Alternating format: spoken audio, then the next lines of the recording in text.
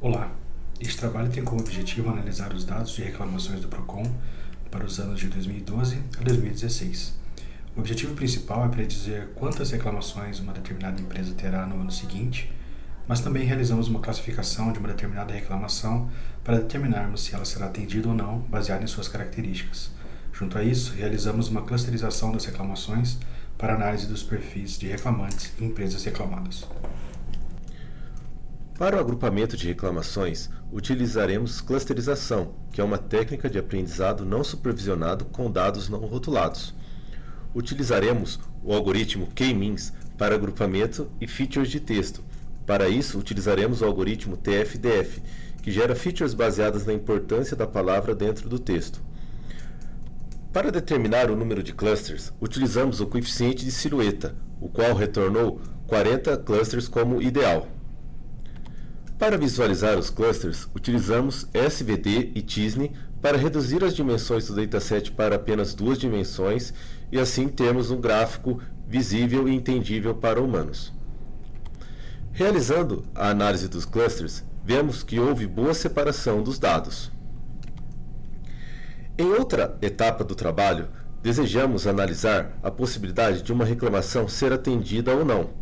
Nessa etapa, utilizamos dados numéricos e textuais com TF, IDF e SVD novamente, separando conjuntos de treino, validação e testes.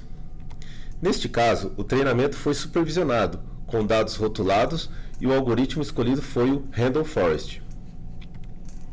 Os resultados do treinamento foram 80,63% e 80,61% de acurácia para validação e teste, respectivamente, concluindo os resultados como satisfatórios e sem overfitting.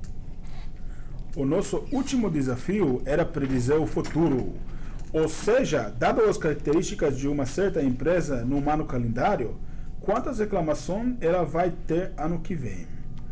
Nesse slide, mostramos no lado esquerdo a quantidade de empresas que têm reclamações registradas em cada ano calendário. Lembrando que nosso Y é o número de reclamações no ano consequente. No lado da direita, mostramos a quantidade de empresas que têm registros de 1, 2, 3 e 4 anos consequentes. Podemos ver que 57 dos registros não têm o dado do ano que vem, ou seja, o nosso Y é baseado no 43% dos nossos registros. Nesse slide, dividimos os registros para 70% de treino e 30% de teste. Tornamos a regressão linear simples, os resultados não foram satisfatórios. Podemos observar que ambos os valores do MA e do R2 score são ruins e bem diferentes, que significa que houve overfitting. Para entender melhor por que os resultados não foram bons, analisamos a diferença entre o número de reclamações no ano atual e no ano consequente. No lado esquerdo, apresentamos o histograma dos dados de todos os registros e na direita apresentamos apenas a faixa entre a diferença de 25 reclamações entre anos consequentes. Nesse slide, mostramos a quantidade de registros em função da delta de reclamações.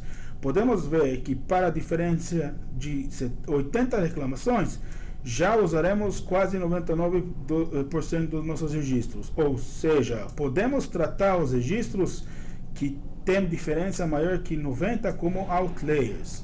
Nesse slide, mostramos os resultados para delta de 100 reclamações como outliers e de 25. Podemos ver que os resultados melhoraram bastante. O mais importante é que os resultados do nosso R2 score são parecidos e entre o treino e teste. Isso significa que não houve overfitting. Nossa última análise é predizer o futuro. Separamos nossas bases de registros para registros com base em 2015 e com predição em 2016 e o resto.